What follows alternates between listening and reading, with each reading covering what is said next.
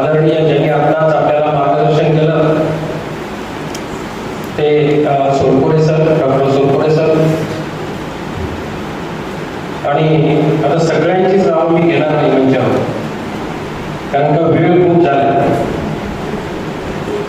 सगळ्यांचा परिचय माझ्यामध्ये सगळ्यांना आहे. एवढंच मी होते साहेबांना खरं म्हणजे स्पेशली बोलवलं ते की निदान ही चळवळ काय आहे आणि एवढ्या महत्वाच्या बैठकीला आपण असलं पाहिजे, कारण आपण आता प्रमुख भूमिका बजावता. एका शहराचं प्रमुख पद आपल्याकडे आहे. ते करत असताना आपल्याला धर्म म्हणून काय करावं लागतं आणि आपल्या ज्या वंशामध्ये आपण जन्मलो, आता सरांनी बऱ्याचशा गोष्टी सांगितल्या, त्याबद्दल पुढे जात असताना आपल्याला कसं पुढे जावं लागणार आहे. आपण दुसऱ्याकडे एक बोट केलं तर आपल्याकडे 4 बोट आपल्याकडे असतात, तर ती आपल्याकडे बोट असलेली ती आपल्याला परत कशा पद्धतीने त्यांना सांगण्याचा विषय असतो. हे आपल्याला पहिल्यांदा जाणून घेऊन हे पुढे जात असताना आपण या सगळ्या गोष्टी म्हणून मंचावरती सगळेच सन्माननीय बसवपीठ आणि आपण उपस्थित सर्व आणि शरणी आणि सर्व खरं म्हणजे तुम्ही आपण एकत्रित बसून ही चर्चा केली असते चांगले झाले असते. पुन्हा एकदा मी माफी मागतो की वेळ खूप झाला आहे, कारण ताईंचाही सत्कार करणं म्हणजे आपल्या वेगळ्या पद्धतीने करायचा होता, पण आम्ही ठरवलं की सगळ्याच नगरसेवकांना आणि जेवढे आपल्या महाराष्ट्रामध्ये निवडून आलेले आहेत त्या एकत्रित करण्याचा आमचा विषय आहे, ते त्या पद्धतीने करण्याचा म्हणून तो विषय आपण तात्पुरता करतो. त्याला या मूळ या समितीचा उद्देश मी फार पुढे आता बाकीच्या विषयाला जात नाही. खरं म्हणजे ज्या पद्धतीने बसव कल्याणमध्ये जे अनुभव मंडप आणि क्रांती झाली आणि खरं म्हणजे आपल्या विचाराचा आपण ज्या वंशामध्ये जन्मलो त्या धर्माचा म्हणा, आता काही लोक लिंगायतला जात म्हणत आहेत, हे चुकीचं आहे. तर ह्या सगळ्या गोष्टी संभ्रम आहेत त्या नंतर बोलता येतील, पण आता आपण ज्या उद्देशाने एकत्रित आलो, खरं म्हणजे हे क्षेत्र कशासाठी आपल्याला प्रमुख आणि महत्वाचं आहे आता सरांनी सांगितलंच आहे. पण माझं असं मत आहे की खरं म्हणजे आपण धर्मक्षेत्र म्हणून सगळ्या धर्मांचं एक धर्मक्षेत्र मंडप हे आपलं धर्मस्थान आहे आणि ते आपल्यापासून फार नाही, आपल्यापासून 50 किलोमीटर 60 किलोमीटरवरती आहे, पण आपल्याला त्याची जाण नाही आहे. आणि आपण काय म्हणायला लागलोय की बसवण्णाने लोकशाही निर्माण केली, ती खरं म्हणजे जगातला लोकशाहीचा तो नायक आहे आणि जगातली लोकशाही पहिल्यांदा अनुभव मंडपाच्या माध्यमातून त्यांनी निर्माण केली असं आपण म्हणतोय. पण त्याचं कुठे ना कुठे आपल्याकडे एक त्याचं मॉडेल पाहिजे होतं किंवा त्याचं ठिकाण पाहिजे होतं. जसं प्रत्येकाचं आहे, जेरुसलेम आता ख्रिश्चनांचं आहे, तसं आपलं हे खरं म्हणजे आपलं हे धर्मस्थळ खरं म्हणजे सगळ्यात मोठं आहे. आताच काही लोकांनी सांगितलं की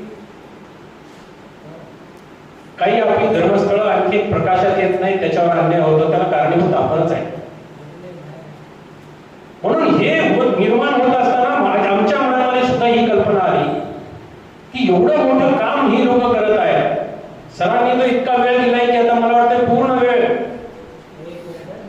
सोलपुरे सर देत आहेत. ही जी महत्वाची भूमिका आहे ही आता धर्म म्हणून राहिली नाही, तर आपल्याला ओळख म्हणून पुढे आणण्यासाठीचा जो प्रयत्न आहे ती ओळख म्हणून आता तो संकल्प तिथे केलाय कर्नाटक गव्हर्नमेंट आणि सेंट्रल गव्हर्नमेंट दोघांच्या वतीने.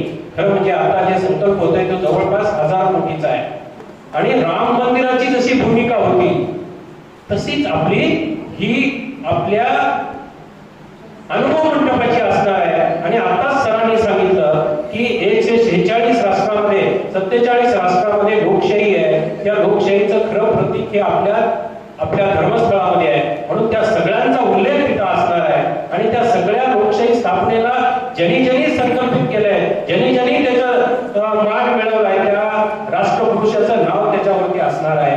म्हणून आपण 147 राष्ट्रांना ज्ञान देणारा तरी ज्ञानपीठ म्हणून पुढे येणार आहे. ते खरं म्हणजे अनुभव मंडप म्हणून उदयाला येत आहे. त्याबद्दलची संकल्पना राबवण्यासाठी खरं म्हणजे मी धन्य मानेल आणि मी फार मोठी जबाबदारी माझ्यावर सर तुम्ही दिली आहे. ती खरं म्हणजे अनेक लोक मोठे मोठे आपल्या महाराष्ट्रामध्ये आहेत, पण जर आपल्याला ही जबाबदारी येत असेल तर ती जबाबदारी खरं म्हणजे खूप मोठी रिस्क म्हणण्यापेक्षा खूप मोठं एक चॅलेंज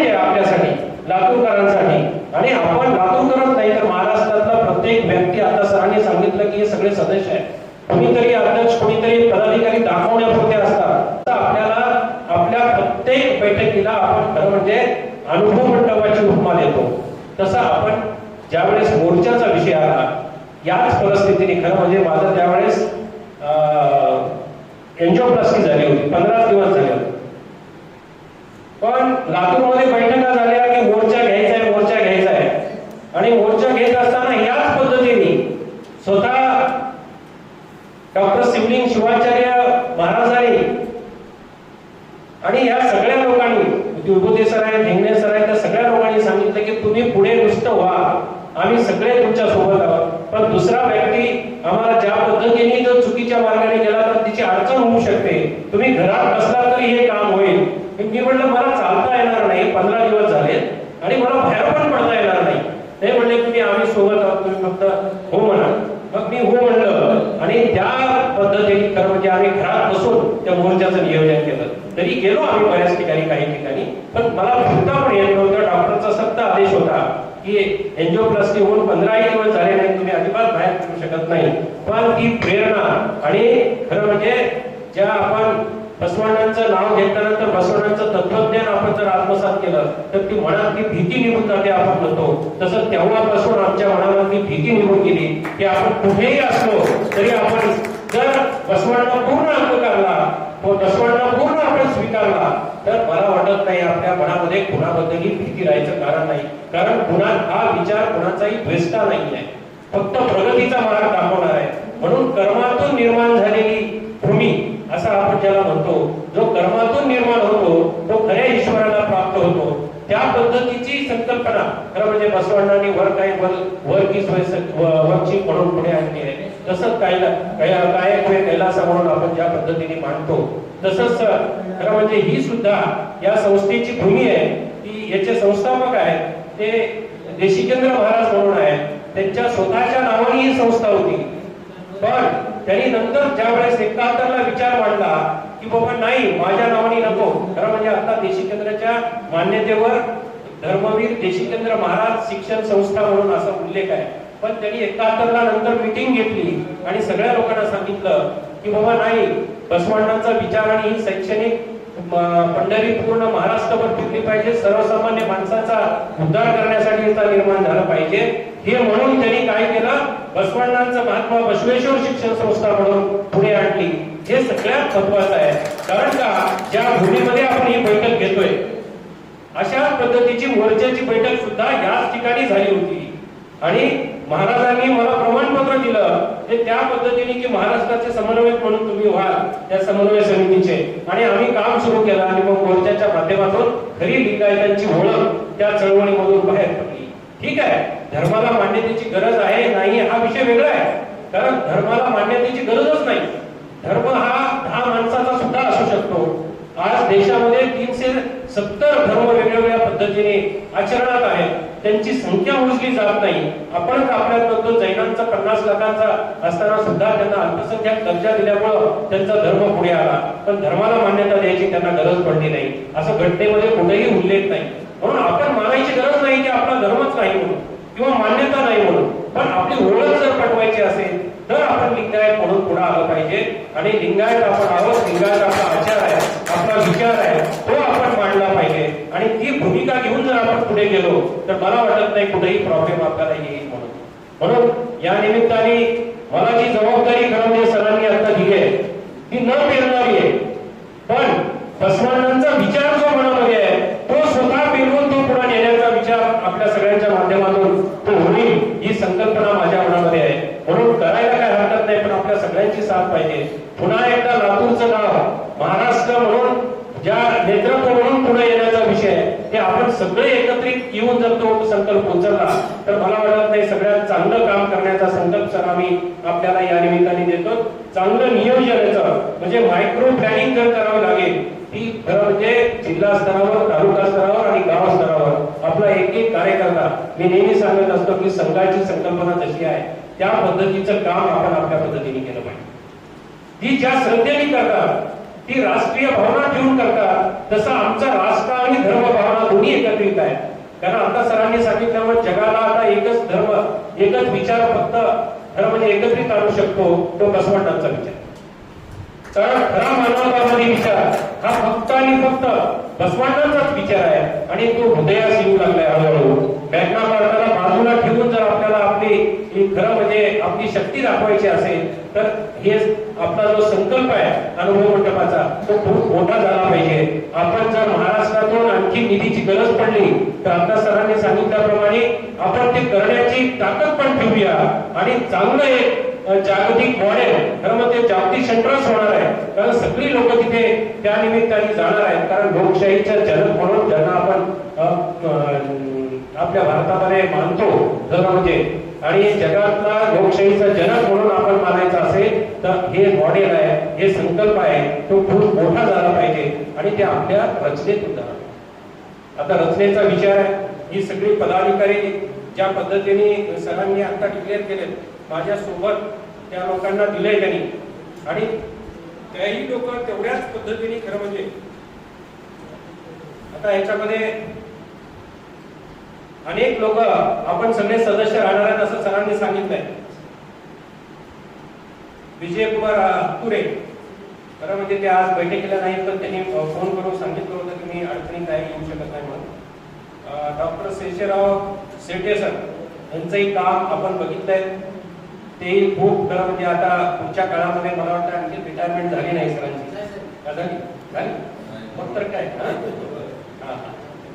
झाली असेल तर मग मात्र आम्ही त्यांच्या गाडीमध्ये त्याने आमच्या गाडीत बसून आपण महाराष्ट्रभर चांगल्या पद्धतीचं नियोजन खरं म्हणजे करू शकतो एवढं मात्र नक्की आहे. चांगली टीम सरांनी दिली आहे. विभूते सरांचा आपल्याला परिचय आहे, ते सहसचिव म्हणून आहेत. सुनील हेंगणे सर कार्यवाह खरं म्हणजे त्यांचंच काम सर्वात मोठं आहे आणि ह्या सगळ्यांना एकत्रित करून आपल्या टीमचं नियोजन करण्याचं काम त्यांच्याकडे असणार आहे आणि ते योग्य पद्धतीने पुढे नेण्याचा आपल्याला माहिती आहे ते करतात आणि ते आता क्षेत्रीय समितीमध्ये सुद्धा बसवकन्यांच्या ते आहेत. रामेश्वर नांडगे सर सदस्य म्हणून आहेत. शीतल महाजन आता खरं म्हणजे शीतलचं आपण ऐकलंय मोर्चाच्या मध्ये ऐकलंय त्यावेळेस ती लहान दिसत होती आता आणि परत तिनं त्या पद्धतीने चॅनल चालू केलंय आम्ही नेहमी ऐकतो ते असं या पद्धतीचं काम खरं म्हणजे पूर्णपणे पाहिजे. ते महिला म्हणून आपल्या शरणी म्हणून खरं म्हणजे ते अक्कमादेवीच आहे आपली. ते त्या पद्धतीचं काम विचारून अपेक्षित आहे ते आपण सगळ्यांनी मिळून ते करूया. त्यानंतर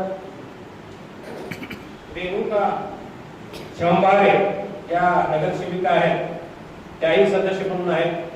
मनोज कुमार रणदेवे तेही सदस्य म्हणून आहेत. वीरेंद्र मंगलदेजी ज्यांचं काम त्यांनी स्वतःच खरं म्हणजे स्वतःच्या स्वखर्चातून एक इष्टलिंगाचा आणि वडिलांच्या समाधीच्या स्थळी एक रम्य असं बसव खरं म्हणजे एक बसव सृष्टी निर्माण केल्यासारखं केलंय आपण सगळ्यांनी पाहिलं आणि त्यांच्या मनातल्या ज्या भावना आहेत ते कायम खरं म्हणजे चांगल्या पद्धतीने पुढे नेतात तेही आपल्या सोबत आहेत. म्हणून ते सगळ्यांनी मिळून काम पुढे नेण्याचा विषय आपण करूया. प्रदीपजी बुरांडे आहेत. प्राचार्य अप्पासाहेब पुजारी हे सुद्धा चांगल्या पद्धतीने महाराष्ट्रभर आणि लिखाणी चांगलं आहे त्यांचं संस्थेचं काम चांगलं आहे. त्यांना खरं तर सल्लागार म्हणण्यापेक्षा त्यांना आणखी काहीतरी जबाबदारी त्याच्यामध्ये द्यावी. ते आता पुढच्या बैठकीमध्ये आपण आणखी काही पदाधिकारी किंवा पद क्लिअर करू. यानंतर पुढचं नियोजन खरं म्हणजे आपण जिल्हावार ज्या प्रमुखांची नियुक्ती करणार आहे त्यानंतर मग त्यांनी खाली तालुकावर करायचा आणि पुन्हा गाववाईज आपल्याला एक आपला सेवक आपण सुद्धा सेवक म्हणूनच काम करणार आहे.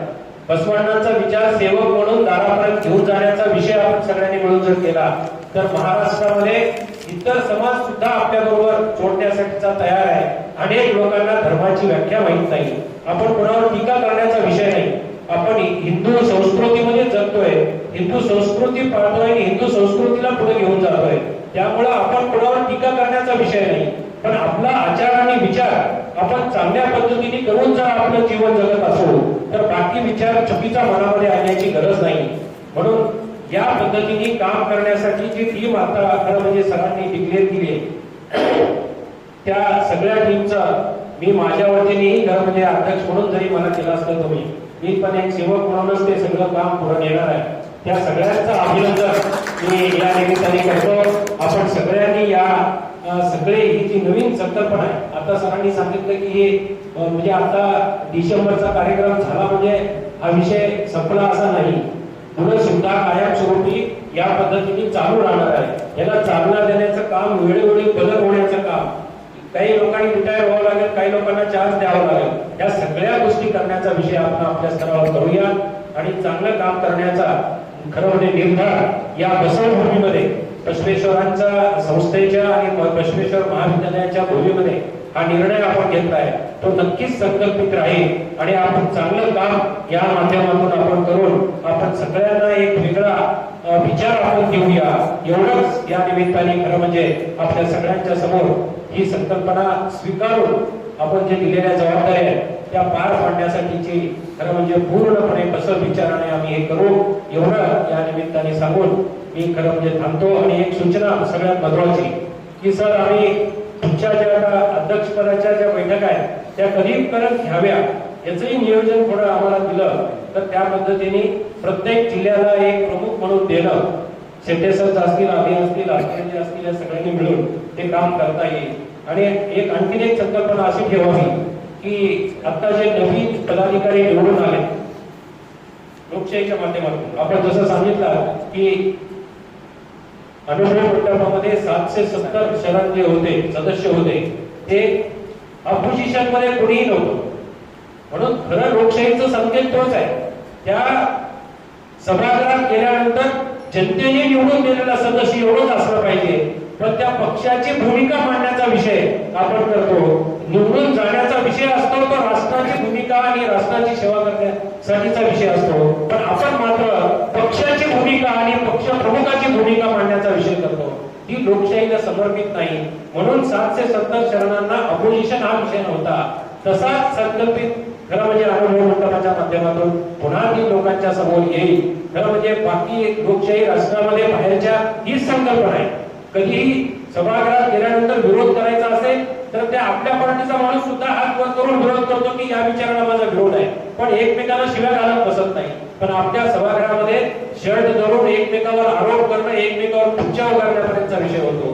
म्हणजे आपण जिथं लोकशाही निर्माण झाली, ज्या प्रमुखांनी लोकशाहीची स्थापना केली त्याचे आपण खरं म्हणजे पाहित आहोत. असं असतानाही हे आपल्यामध्ये का रुजली नाही, त्याचे अनेक कारण आहेत. ते बुजण्यासाठीच या खरं म्हणजे या अनुभव मंडपाची स्थापना ही आपल्यासाठी प्रेरणादायी आहे.